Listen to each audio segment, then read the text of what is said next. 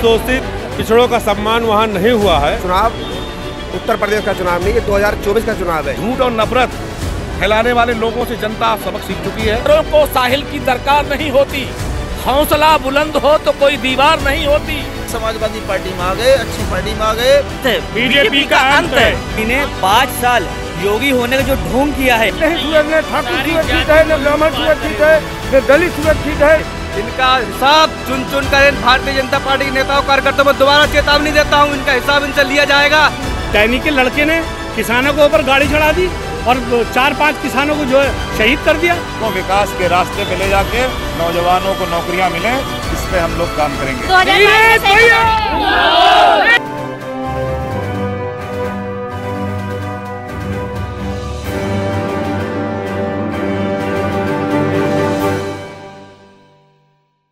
सोनिया सिंह और मैं इस वक्त राजधानी लखनऊ के समाजवादी पार्टी कार्यालय में मौजूद। आज यहाँ पर जैसे बात करें उत्तर प्रदेश में आगामी विधानसभा चुनाव की, तो अगर विधानसभा चुनाव की बात करें तो भारतीय जनता पार्टी के जितने नेता हैं, यहाँ तक कि जो मंत्री नेता अभी तक मिलाकर के 14 लोग भारतीय जनता पार्टी का साथ छोड़ चुके हैं, वो उन लोगों ने समाजवादी पार्टी का दामन थाम लिया है। लेकिन क्या 2022 में जो विधानसभा चुनाव होने वाले हैं, भारतीय जनता पार्टी पर क्या असर इसका पड़ेगा? आज इन लोग जितने भी 14 लोग थे, जिसमें कैबिनेट मंत्री स्वामी प्रसाद मौर्य, दारा सिंह और धर्म सिंह सैनी, और इनके साथ में करीब 10 मंत्री जो हैं, 11 मंत्री विधायक जो हैं, और सभी आज समाजवादी पार्टी के खेमे में शामिल हो गए। अखिलेश यादव के साथ में सदस्यता ग्रहण की है। आज यहाँ पर उन लोगों ने सदस्यता यहाँ पर ग्रहण की है। हमारे पीछे आप देख सकते हैं कि यहाँ पर नेताओं का, कार्यकर्ताओं का, उत्तर प्रदेश के हर जिले से यहाँ पर जो उनके कार्यकर्ता, उनके समर्थक हैं, आज यहाँ पर उनका हुजूम लगा हुआ है, जमावड़ा लगा हुआ है। हम यहाँ पर लोगों से बात करेंगे और जानेंगे कि आखिरकार किस तरीके से 2022 में अखिलेश यादव की सरकार पूर्ण बहुमत से आएगी या फिर देखने वाली बात होगी। क्या जो नेता और मंत्री अखिलेश यादव के खेमे में आए हैं, क्या इसका असर भारतीय जनता पार्टी पर पड़ेगा कि नहीं पड़ेगा? इसके लिए हम यहाँ पर मौजूद लोगों से बात करेंगे। जैसे योगी जी ने 5 साल प्रदेश की जनता। कहाँ से आप नाम बताइए? मैं प्रदेश सचिव अधिवक्ता सभा शारिफ अब्बास एडवोकेट, मैं लखनऊ से हूँ। मैं ये कहना चाहता हूँ, योगी जी ने 5 साल योगी होने का जो ढोंग किया है, उत्तर प्रदेश में जनता को जो ठगा है, बेवकूफ़ बनाया है। कोविड काल में जिस तरह जनता की, पब्लिक की लाशें पड़ी हुई थी, गोमती किनारे जलाने के लिए लाइन लगानी पड़ रही थी, कोई इनका सिस्टम नहीं था। सिर्फ इन्हीं ने जनता को लूटा है, गुमराह किया है, हिंदुत्व के नाम पे, धर्म के नाम पे। ये सिर्फ संविधान को पामाल कर रहे हैं, सिर्फ जनता को लूट रहे हैं। इन्हें कोई एक काम ऐसा नहीं किया जो जनता के हित का हो। सारे काम अपने फ़ायदे के किए हैं, जिसमें इनका नाम हो, इनकी चर्चा हो। जनता के लिए कोई काम नहीं किया है, सिर्फ नाटकबाजी कर रहे हैं। ढोंगी योगी होने का सिर्फ नाटक कर रहे हैं, भगवा पहन के निकल पड़े हैं खाली जनता को बेवकूफ़ बनाने के लिए कि मैं जो हूँ योगी हूँ, मैं सन्यासी। कौन सा कोई सन्यासी वाला काम इन्होंने किया है? हत्या हो रही है, सिर्फ सन्यासी की हत्या करी है नरेंद्र गिरी की। शासनकाल में नरेंद्र गिरी महाराज हमारे भाई थे। जब उन्होंने साधु हो गया तो हम गुरु उनको बना लिए। हमारा उनका घर का कोई संबंध नहीं। मैं जौनपुर से हूँ और वो इलाहाबाद से थे। 20 तारीख को माननीय मुख्यमंत्री जी मुगराबाद शाहपुर में आए हुए थे, लेकिन 20 तारीख को 3-4 बजे उनकी हत्या हो जाती है। हमारे मोबाइल पे संपर्क आता है, CBI जांच में लगी हुई, लेकिन अब तक कोई वो नहीं। हम दर भटक रहे हैं। न तो हमें मठ में जाने दिया जा रहा है। आनंद गिरी, अद्या तिवारी से जब हम जेल में मिलने गए तो मिलने भी नहीं दिए। मैं हरास होकर माननीय प्रदेश अध्यक्ष जी के पास आया हुआ हूँ। स्वामी जी से भी बात हुई, आवास पे बुलाए हैं हमको मिलने के लिए। हम न्याय मांगने के लिए जा रहे हैं। मतलब संत के राज में संत ही सुरक्षित नहीं है? कोई सुरक्षित नहीं है, कोई जात नहीं सुरक्षित। न ठाकुर सुरक्षित है, न ब्राह्मण सुरक्षित है, न दलित सुरक्षित है, न मुहंडम सुरक्षित, कोई सुरक्षित। खाली सांप्रदायिक हिंसा ये लोग फैला रहे हैं, खाली समाज। जबकि मैं अन्ना जी के साथ आंदोलन किया था भ्रष्टाचार में, अरविंद केजरीवाल के साथ भी किया हूँ, लेकिन 2022 में इनका सुपड़ा एकदम साफ होगा। माननीय अध्यक्ष जी से मीडिया चाहता हूँ कि माननीय अध्यक्ष जी हमारी बात को सुने और गंभीरता से लें, इसकी CBI जांच करवाएं, क्योंकि इसमें हमारा शक तो है कि महाराज जी के हाथ है। मैं खुल के बोल नहीं सकता हूँ, क्योंकि वही स्वामी प्रसाद मौर्य जी का हाल हमारे ऊपर भी फर्जी मुकदमा ला दिया जाएगा। अच्छा, हाँ, इसीलिए मैं खुल के बोल नहीं पा रहा हूँ। तो क्या स्वामी प्रसाद मौर्य ने 2014 में भगवान को लेकर टिप्पणी की थी, केस उन पर अभी जैसे ही भारतीय जनता पार्टी का साथ छोड़ा तो उन पर FIR अरेस्ट वारंट जारी हुआ, तो क्या आपको लगता है कि जिस तरीके से आप भी टिप्पणी करेंगे ये तो वह मरे थे, वह लड़े थे गोरों से, हम लड़ रहे हैं चोरों से। हम तो देखिए 16 दांत अपना तोड़वा दिए हैं इसी भ्रष्टाचार के खिलाफ में। कोई अधिकारी हमको गलत मिलता है, मैं पहले उसको रिश्वत देता हूं, लेकिन इसके बाद बांध के मारता हूं। मेरा खुद का फैसला होता है, मैं किसी कोर्ट अदालत में नहीं जानता हूं। इसके लिए मैंने मुख्यमंत्री जी से, मेरी दिल्ली में मारपीट हुई थी, वो भी वीडियो बना है। अच्छा, हाँ, तो हम भ्रष्टाचार के खिलाफ में लड़ते थे, लड़ते हैं और सब दिन लड़ते रहेंगे। जी। देखिए 5 साल ये बताइए अच्छा कि जितने बीजेपी के खेमे से समाजवादी पार्टी के खेमे में आ रहे हैं, सबसे बड़ा चेहरा अगर माने तो स्वामी प्रसाद मौर्य का ही था, उनके साथ में जितने OBC और जितने जाति के लोग थे, तो क्या समाजवादी के पार्टी के खेमे जब आ रहे हैं तो ये एक तरीके से पार्टी आपकी जो है मजबूत हो रही है, तो इसलिए और भी क्या मतलब क्या लगता है कि इस बार सुपड़ा साफ होगा? देखिए समाजवादी पार्टी में जो लोग भी बीजेपी से आ रहे हैं, उन्हीं ने योगी जी के साथ काम किया, उनका काम उनको पसंद नहीं आया। 5 साल उनका शोषण हुआ, विधायक अपनी ही पार्टी में रह के वो शोषण बिल्कुल उनका शोषण हो रहा था, उनको काम करने नहीं दिया जा रहा था। आप जिस मोहल्ले जिस गली में रहती हैं, आप बताइए ईमानदारी से 5 साल में आपके मोहल्ले की गली बनी? कोई एक समरसेबी लगा आपके मोहल्ले में? कोई एक विकास का काम हुआ? सिर्फ नाटक कर रहे हैं विकास के नाम पे, गड्ढा मुख। आप पीछे से निकलिए और यहाँ तक आने में कार्यालय में कितने गड्ढे आपको मिलेंगे? दर्जन भर गड्ढे मिलेंगे। योगी जी ने कौन सा गड्ढा बंद करा दिया? कोई गड्ढा बंद नहीं, सिर्फ नाटक कर रहे, गड्ढा मुख। ये एक्सप्रेस वे वो पूर्वांचल किसकी देन है? अखिलेश जी की देन है। इन्हीं ने कहा था पूर्वांचल एक्सप्रेस वे बना लिया, बनाया तो है। जो अखिलेश जी ने एक्सप्रेस वे बनाया था वो जाकर चल के देखिए, उस पर आप आगरा तक चले जाइए, आपको कहीं एक गड्ढा नहीं मिलेगा। पूर्वांचल में मैं 10 बार चल चुका हूँ, उस अभी रोड बनाए, अभी गड्ढे शुरू होगा उसमें। ये सब जनता के पैसे को बर्बाद किया है इन्हीं ने, अपने ऐशो आराम में आए, कार्यालय आए, मुख्यमंत्री का ऑफिस वहाँ पहुँचे, घर आवास पहुँचे, वहाँ जाके गंगा जल से धुलवा रहे। क्या अखिलेश जी हिंदू नहीं थे? गंगा जल से पाक करा रहे थे, वो शुद्धिकरण करा रहे थे। शुद्धिकरण अब अखिलेश जी कराएंगे। जो गांजा मुख्यमंत्री आवास के अंदर धुएं के रूप में चिपका हुआ है, उसका अब अखिलेश जी शुद्धिकरण कराएंगे। तब पूछेंगे बाबा जी से, ये जो ढोंगी होने का नाटक, उन्हीं ने 5 साल से जनता को गुमराह किया है। कोविड काल में ईमानदारी से बताइएगा, आप पत्रकार हैं, मतलब कि हॉस्पिटल में पेशेंट एडमिट नहीं हो पा रहा था, चलिए मर गया, ठीक है, मरने के बाद ना जलाया जा पा रहा था ना दफन किया जा रहा था, 100 आदमी की वेटिंग थी। इतना तो इनके पास सिस्टम नहीं है कि जाके जो है क्या नाम है, मेडिकल फैकल्टी अच्छी कर सके। यहाँ तक के जलाने के लिए आदमी परेशान था, लाइन में लगा खड़ा हुआ था, 4-4, 5-5 दिन खड़ा हुआ है। अब मेरी बॉडी का नंबर आ जाएगा, कोई मर जाता था, एम्बुलेंस नहीं मिल पाती थी। कोई एक चीज़ है, इनकी सरकार में कहीं भी कोई सिस्टम है ही नहीं, सब फ्लॉप है ना, क्योंकि इनको कुछ आता नहीं है। आज लैपटॉप बांट रहे हैं, 4 साल क्या बांटा? एक किसी को 4 आने का फ़ोन नहीं दिया, अब बता रहे लैपटॉप बांटेंगे, आईपैड बांटेंगे। ये सरकार जाने वाली 4.5 बार क्या लैपटॉप बांटा, फोन बांटा स्टूडेंट को, तो क्या ये लुभाने के लिए किया है? ये सिर्फ लालच दे रहे हैं। सिर्फ मासूम बच्चों को जो इंटर करके निकले, जो ग्रेजुएट होके निकले, उनको लालच दे रहे हैं, भैया ये लो तुमको लैपटॉप दे रहे हैं, आईपैड दे रहे हैं। उसके बाद जैसे ही लैपटॉप तुमको दे के सरकार बना के फिर तुम्ही को नौकरी नहीं देंगे, तुम्ही को नौकरी नहीं देंगे और तुमको गुमराह करेंगे। पर्चा लीक हुए जा रहा है। अरे भैया हमको नौकरी चाहिए, हमको रोजगार चाहिए। तुम हमको बता रहे हो कि जो है ये कॉरिडोर वो कॉरिडोर, भैया वो अलग चीज़ है, लेकिन हम खाना कहाँ से खाएंगे? जब नौकरी करेंगे तब तो खाना खाएंगे, परिवार भूखा मरेगा। हमें रोजगार, शिक्षा, हमें कुछ तो मेडिकल फैकल्टी जो मतलब के बिल्कुल त्रस्त थी प्रदेश की। आज की तारीख में आप चले जाइए, फिर से कोविड फैल रहा है। आज मेडिकल कॉलेज आप चले जाइए, अगर आपको इमरजेंसी होगी, आधा 1 घंटा आपको लाइन में लगे रहना पड़ेगा, और लाइन में लगने के बाद भी जब तक आप लाइन में पर्चा बने तब तक आपका पेशेंट मर जाएगा। ये है बाबा जी का बंदोबस्त। जी, मतलब आप लोगों का, बस आप लोग भी और जनता भी पूरी तरीके से त्रस्त हो गई है। इस सरकार में सबने मन बना लिया है कि 2022 में भारतीय जनता पार्टी का इस उत्तर प्रदेश से सफाया होना जा रहा है। और मैं बताना चाहता हूँ इन भारतीय जनता पार्टी के नेता और कार्यकर्ताओं को, इन्होंने जो समाजवादियों पर 5 साल जो जोर जुल्म किया है, इनका हिसाब चुन चुन कर भारतीय जनता पार्टी के नेताओं कार्यकर्ताओं में दोबारा चेतावनी देता हूँ, इनका हिसाब इनसे लिया जाएगा।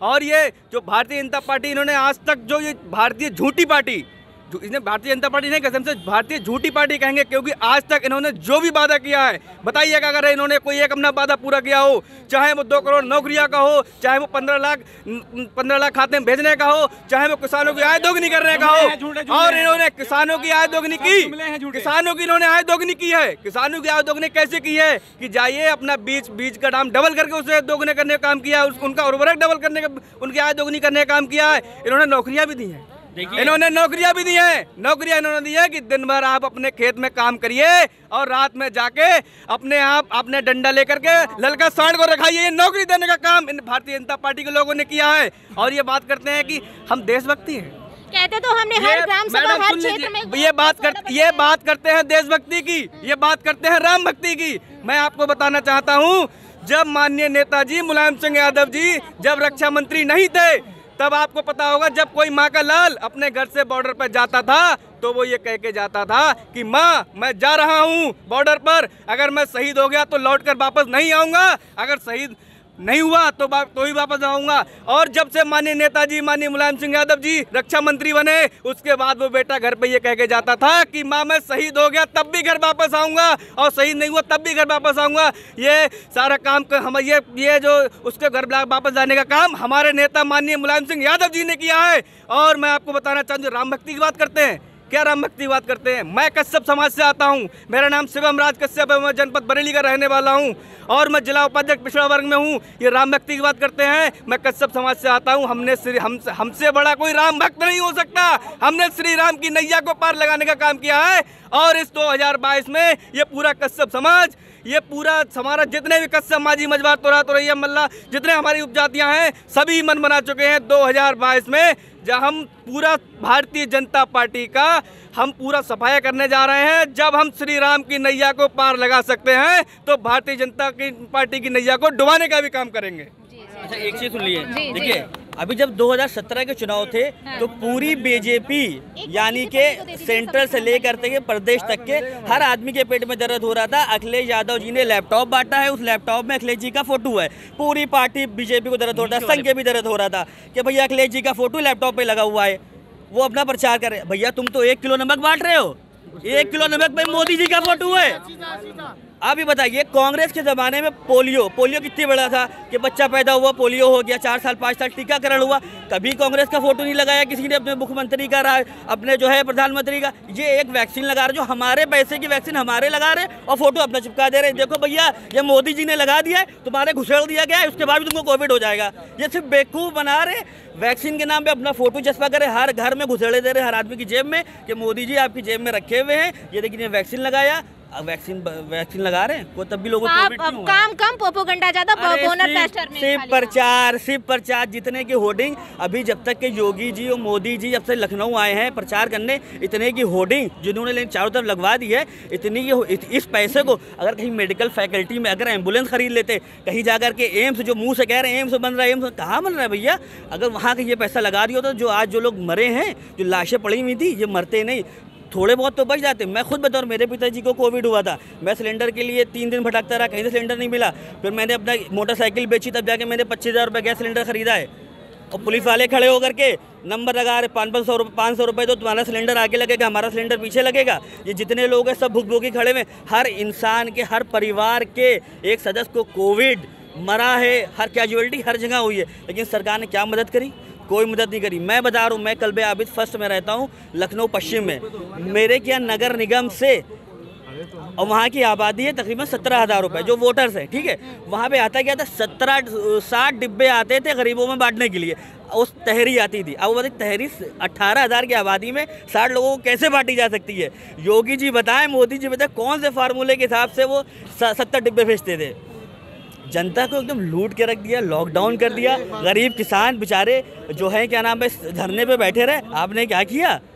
आए आपका मन आया, आपने देखा चुनाव आ रहा है, तुरंत हटाओ कानून, हम वापस लेते हैं। जब किसान 700 किसान मार गए, आपके जो है क्या नाम है मंत्री के बेटे ने गाड़ी चढ़ा दी, आपने क्या किया उसके लिए? आपने अपने मंत्री तक के बर्खास्त नहीं किया, सिर्फ नाटक कर रहे हैं, सिर्फ जो है। और अच्छा ये बताइए, ये कैसे होता है? जो अधिकारी मंत्री को सैल्यूट कर रहा है, वो अधिकारी उसके बेटे के खिलाफ निष्पक्ष जांच कैसे कर देगा? वो तो जांच में घोटाला करेगा ही, उसको तो बचाएगा ही।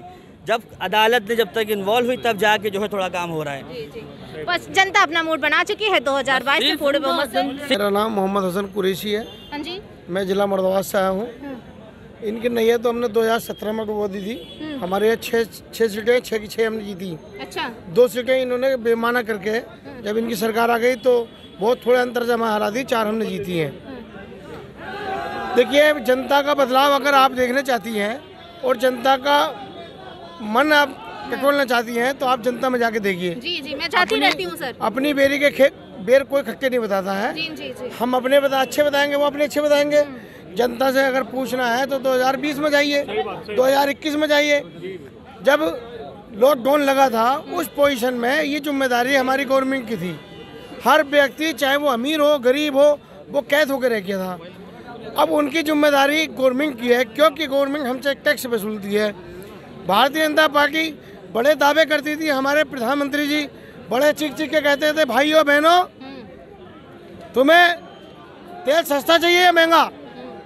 तो जब 2013 की सरकार थी हमारे समर्थन से केंद्र में, तब अंतर्राष्ट्रीय तेल के भाव 150 रुपये बैरल था। तब हमारी गवर्नमेंट 62 रुपये। सर वो तो ठीक है कि महंगाई की मार, जनता महंगाई की मार से त्रस्त थी। अभी भी आम लोगों पे हम जाते हैं तो हम खुद देखते हैं कि कैसे लोग कर रहे हैं, लोग अपना जीवन यापन कर रहे हैं। लेकिन क्या जिस तरीके से बीजेपी का दामन छोड़ करके समाजवादी पार्टी के खेमे में लोग आ रहे हैं, तो इससे पार्टी क्या लगता है अब 2022 में जो है आपके विधानसभा चुनाव में आपकी पार्टी जो है पूर्ण बहुमत से आ रही है? देखिए, मैं आपको बताऊं, हमारी पार्टी में जो लोग आ रहे हैं उनका स्वागत है। उन लोगों का स्वागत है। पहले तो जनता ने उन लोगों के आने से पहले भी मन बना लिया था। मतलब जनता ने मूड बना लिया कि इस बार जी थैंक यू जी। क्या लगता है सर कि इस बार विधानसभा चुनाव में पूर्ण बहुमत से आपकी सरकार आ रही है? मैं अकील प्रधान अमरोहा जिला उपाध्यक्ष हूँ। और आप ये समझ लीजिए, सरकार तो बननी तय थी, लेकिन आज जो केशव प्रसाद मौर्य जी ने अपनी लोगों के साथ जो पार्टी ज्वाइन करी है, उससे तो आप ये मान लीजिए, हमारे अध्यक्ष जी ने अभी अपने भाषण में कहा कि हम तो लगा रहे थे कि 300 पार, लेकिन ऐसा लगता है कि 400 सीट हम जीत कर आएंगे और समाजवादी पार्टी की सरकार बनेगी। और ये भाजपा सरकार जो है, जो योगी जी की सरकार चल रही है, ये इस काबिल नहीं रहेंगे कि इन्हें सीटों पे कोई भी कैंडिडेट नहीं मिलेगा, क्योंकि इन्होंने इतना अत्याचार किसान के ऊपर, नौजवान के ऊपर, जो अत्याचार इन्होंने कहा है, जो महिला के साथ जो यहाँ प्रदेश के अंदर हुआ है, ये सबको पता है। इन्हें ये फेल हो चुके हैं। अब योगी जी जाने वाले हैं, अखिलेश भैया आने वाले हैं। इसलिए आने वाले हैं कि जो टैनी हैं वो आज तक जो है मंत्री बने पड़े हैं। आप ये समझ लिए, मोदी जी 56 इंची का सीना जो बताते हैं अपने आप को, उन्होंने ये कहा था कि हम जो है हमसे गलती हो गई, हम वापस लेते हैं। 700 जो किसान मरे हैं उनके बारे में एक लफ्ज़ नहीं बोला। टैनी के लड़के ने किसानों के ऊपर गाड़ी चढ़ा दी और 4-5 किसानों को जो है शहीद कर दिया, उनके बारे में कुछ नहीं बोला। तो किसान समझ चुका है ये प्रदेश किसानों का प्रदेश है, ये देश किसानों का देश है। किसान जागरूक हो गया है, नौजवान जागरूक हो गया है। हमारे साथ जो जुल्म हुए हैं उनका अब बदला लेंगे, समय आ गया है। 10 मार्च को आप देखना, मुख्यमंत्री अखिलेश भैया बनेंगे। और जी जी आप क्या जी जीना है, डर डर के जीना है। 56 इंच का सीना है, डर डर के जीना का है भैया।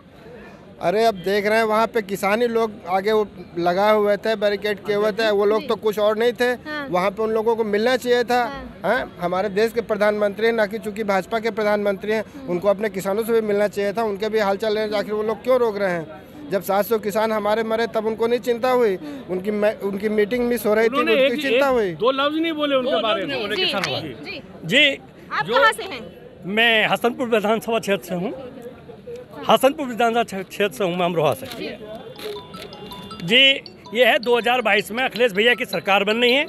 और आज जो मौर्य जी आए, सरकार तो पहले ही बन रही थी। जनता ने पूर्ण अपना मन पहले ही बना लिया है कि 2022 में अखिलेश जी मुख्यमंत्री बनेंगे। लेकिन मौर्य जी के आने से आज हमको और ज़्यादा मतलब जो मजबूती मिल गई है। और जब परिवार बढ़ता है तो हर परिवार वाले को खुशी होती है। तो आज आप लोग बहुत खुश हैं? आज बहुत खुश है। और बीजेपी का सुपड़ा साफ हो गया। अब 2022 में 10 मार्च को जब इलेक्शन के नतीजे आएंगे तो बीजेपी बिल्कुल यहाँ से सफाया हो जाएगी। मुश्किल से 1-2 सीट भी नहीं मिलेंगी बीजेपी को। टोटल सीट भैया अखिलेश को मिलेंगे और 11 तारीख में 10 तारीख में वो मुख्यमंत्री बन जाएंगे। जनता बहुत खुश है, युवा बहुत खुश है, किसान बहुत खुश है। कोई जात की राजनीति नहीं है, धर्म की राजनीति है। ये जो योगी जी फैला रहे 80% नहीं 100% हमारे साथ हैं, 100% पब्लिक हमारे साथ है। और ये सिर्फ आज तक सिर्फ इन्होंने हिंदू मुस्लिम की राजनीति की है। आज तक सिर्फ उन्होंने, ये देश गवाह है, सरकारें गवाह हैं कि इन्होंने हिंदू मुस्लिम की राजनीति की है। सारे हिंदू मुस्लिम मिलके इस समय समाजवाद को आगे बढ़ाने जा रहे हैं और प्रचंड बहुमत से ये सरकार बनने जा रही। कोई इफ बट नहीं, कोई रोकने वाला नहीं है। ये एक तूफान है जो चल गया है और समाजवादी हर तरफ समाजवाद और 403 सीटें अखिलेश भैया के नेतृत्व में 403 सीटें आएंगी। डॉक्टर, वकील, इंजीनियर, कर्मचारी, बेरोजगार, छात्र सब आगे। और बेरोजगारी का तो वो हाल है कि इसको तो इन्होंने ऐसा खेल बना दिया है जैसे महाभारत ने, अब मन्नू ने चक्रव्यूह रचा था कि आप पहले फॉर्म भरिए, उसके बाद फिर प्री दीजिए, फिर मेन दीजिए, फिर इंटरव्यू दीजिए, फिर उसके बाद परीक्षाएं निरस्त हो गई, फिर उसके बाद एसटीएफ से जांच कराएंगे, सीबीआई से जांच कराएंगे, फिर कोर्ट में चले जाएंगे, कहेंगे पर्चा लीक हो गया है। हमने 10 सदस्यीय कमेटी का गठन कर दिया है और बच्चे क्या करते हैं बेचारे, आंदोलन करते हैं। जो बच्चा यहाँ पे बेरोजगार है वो बताइए आंदोलन करने को तैयार है? वो अपना फॉर्म भरेगा कि आंदोलन करेगा? किस तरह बच्चों पे, महिलाओं पे लाठी चलाई जाती है। अरे ये सरकार चल रही है, कलंक है ये सरकार अब आगामी आने 100 सालों तक नहीं दिखेगी। सरकार तो कहती है राम राज्य है उत्तर प्रदेश। अरे सरकार तो कहेगी, वो अपना अच्छा नहीं बताएगी क्या? मेरे सरकार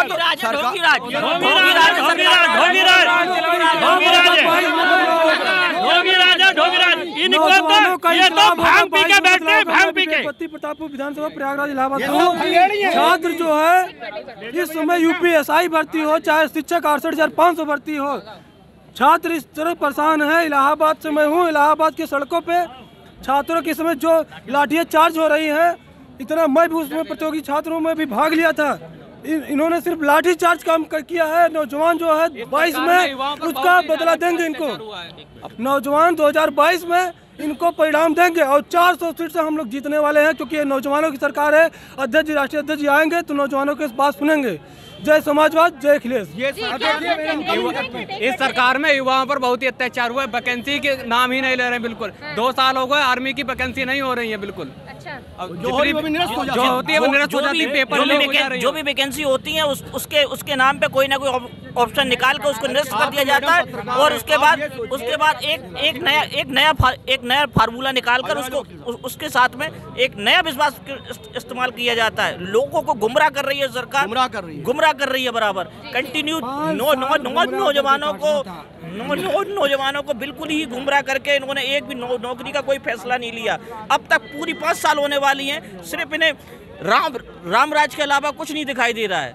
अब मथुरा काशी भी दिखने लगा है। मैं ये कहना चाहता हूँ, मेरा कहाँ से हैं आप, नाम बताइए। मैं कन्नौज से हूँ, सतीश चंद।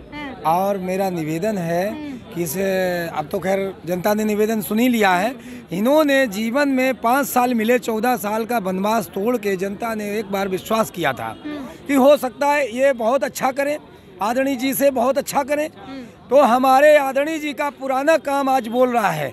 अगर दोबारा मौका उसी टाइम मिल जाता तो शायद, इन्होंने तो कहा था, सिर्फ जुगला कह दिया कि 2 करोड़ लोगों को रोजगार देंगे। इनका तो जुगला हो गया। लेकिन हमारे राष्ट्रीय अध्यक्ष कहते कम है, करते ज़्यादा हैं। शायद ये आज जो लड़का चिल्ला रहे हैं, बेरोजगारी की बात कर रहे हैं, आज ये एक भी किसी भी विभाग में जो पेपर देते हैं बेरोजगारी के तहत, आज वो सारे डिपार्टमेंट भर दिए जाते हैं। आज एक चौकी पे जाइए, एक चौकी पे पुलिस वाला होता है, और जब गाँव में कोई छोटी मोटी लड़ाई झगड़ा हो जाता है तो गांव की जनता जाती है तो कहते हैं हम तो डाक लेके चले गए। आज चौकी में 5 सिपाही होने चाहिए, 1 सिपाही है। आज स्कूलों में 5 अध्यापक होने चाहिए, प्राइमरी में 1 टीचर होता है। और कहीं पे व्यवस्था चरमराई हुई है और जो है भी उनका समय पे वेतन नहीं देते हैं। और परिवहन विभाग को आप उठा के देख लीजिए, परिवहन विभाग वालों को वेतन नहीं दे रहे और समय पे उनकी कोई व्यवस्था नहीं है। तो सारे विभाग के नाराज, सारे डिपार्टमेंट नहीं चल पा रहे। डॉक्टर के पूछिए, आज डॉक्टर ने एक मशीनरी, वहाँ खड़े हो जाओ मरीज को कहते हैं, अरे तुम तो भगवान के यहाँ से तकमा लेके डॉक्टरों आए हो, तुम्हें तो चिन्हित किया ईश्वर ने कि तुम डॉक्टर का काम करोगे, चाहे वो सड़ा आए गला आए, और उस व्यक्ति को तुम्हें ठीक करने का तुमने ठेका लिया है। और भगवान के यहाँ से ठेका, तुम ईश्वर के यहाँ से ठेका लेके आए हो। और इस काली करतूत वाली सरकार ने उन जो ठेका ईश्वर के यहाँ लेके आया था, सात्विक डॉक्टर हमारा था, इंजीनियर करना चाहता था, सात्विक कार्य को, उन सात्विक कार्यों को न करने देने के लिए मजबूर किया। और डॉक्टर भी कहा कहते हैं, वहाँ से मरीज को देखते हैं, वहाँ दूरबीन रख लेते हैं या फ़ोन से फ़ोटो खींच करके डॉक्टर को मरीज को देखते हैं, ऐसे कहीं मर जाती है। एक सेकंड मैडम, मैं कहना चाहता हूँ, कोरोना आ गया क्या? अच्छा, कोरोना आ गया, कोई मर जाती है तो हॉस्पिटल की आवश्यकता होती है, दवा की ज़रूरत होती है। आज दवा और हॉस्पिटल की दवाई देने की जगह, हॉस्पिटल देने की जगह ये कोरोना दे रहे।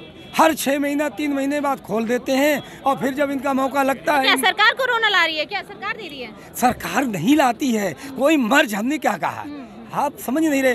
कोई मर जाती है तो हॉस्पिटल की आवश्यकता है और डॉक्टर की आवश्यकता है। उस जगह कौन जिम्मेदार बैठा है? वो डॉक्टर कौन देगा? जो विपक्ष में बैठा वो डॉक्टर नहीं दे पाएगा, नहीं भर्ती कर पाएगा, वो हॉस्पिटल नहीं बना पाएगा। जिम्मेदारी तुम्हारे पास है, तुम हॉस्पिटल दो, डॉक्टर दो, और उस मर्ज से निजात देने की काम करिए। मतलब आज सब जनता से लेकर आप लोग सब त्रस्त हो चुके हैं। इस बार जो है समाजवादी पार्टी की ही सरकार बनने वाली है।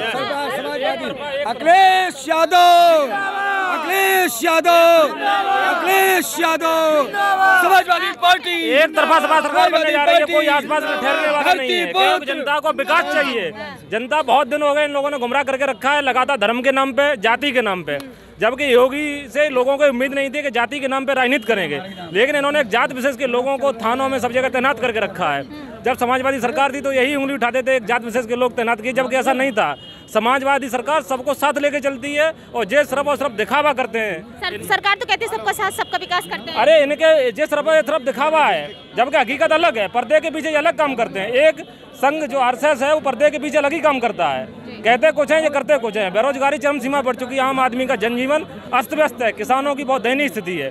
किसानों को जाके देखिए, सब भूखे मर रहे हैं, करोड़ों लोग भूखे सो रहे हैं योगी की सरकार में। आप लोगों सबका कहना जी के नाम पे जो है इन्होंने लड़ाया है, इन्होंने बांटा है हिंदू मुसलमान को, सारी बिरादरियां इन्होंने बांट के रख दी हैं, जो ऐसा कभी कभी होता नहीं था। 10 मार्च को वो गाना बजेगा, चल सन्यासी मंदिर में, ये घंटा बजाएंगे। क्या कह रहे थे आप? कुछ कह रहे थे? मैं बनारस से हूँ, जहाँ से प्रधानमंत्री मोदी चुनाव लड़ते हैं। काशी के नाम पे बहुत छलावा किया गया है, मंदिर को बनाने के नाम पर छलावा किया गया है, वहाँ के धर्मशास्त्र को छेड़ा गया है, वहाँ के मंदिरों को उजाड़ा गया है। अगर यही सरकार समाजवादी पार्टी की रहती, अगर वहाँ मंदिर टूटते तो ये होता कि ये हिंदू मुसलमान कर रहे हैं, ये वहाँ के मंदिरों को तोड़ रहे हैं, तो क्या हो रहा है? ये तो सिर्फ अपना धर्म पे अपना काम कर रहे हैं। बाबा विश्वनाथ को मना रहे हैं, राम जी को मना रहे हैं, कृष्ण को मना रहे हैं। फिर बताइए ये कैसा कार्य कर रहे हैं? न बेरोजगारी दूर हो रही है, न गरीबी दूर हो रही है, तमाम चीज़ों से जनता जूझ रही है, उसके बाद भी ये कह रहे हैं कि हम विकास कर रहे हैं। राम के नाम पे सिर्फ छलने का काम भारतीय जनता पार्टी अब तक की है, इसके अलावा कुछ नहीं की है। देखिए, जितने लोगों से अभी हमने बात किया उन लोगों का भी यही कहना है कि 2022 के जो विधानसभा चुनाव होने वाले, आगामी विधानसभा, अगर भारतीय जनता पार्टी की बात करें तो भारतीय जनता पार्टी के खेमे से 3 बड़े मंत्री जो जाने माने मंत्री ने थे, उनके साथ में अभी तक 14 लोग समाजवादी पार्टी के खेमे में शामिल हो चुके हैं। समाजवादी पार्टी कहीं ना कहीं एक तरीके से मजबूत हो, क्योंकि बहुत बड़े चेहरे की तलाश थी और वो तलाश भी आखिरकार पूरी हो गई है। और इन लोगों का, जितने भी उनके कार्यकर्ता समर्थक जितने भी लोग हैं, उनका यही कहना है कि विधानसभा चुनाव का जो होने वाले हैं इसमें पूर्ण बहुमत से समाजवादी पार्टी की सरकार बनने वाली है। वीडियो जर्नलिस्ट सलमान के साथ सोनिया सिंह, सो न्यूज़ 24 लखनऊ। हमारे चैनल से जुड़ी रहने के लिए सब्सक्राइब करें, लाइक करें, शेयर करें और बेल आइकन को प्रेस करना ना भूलें।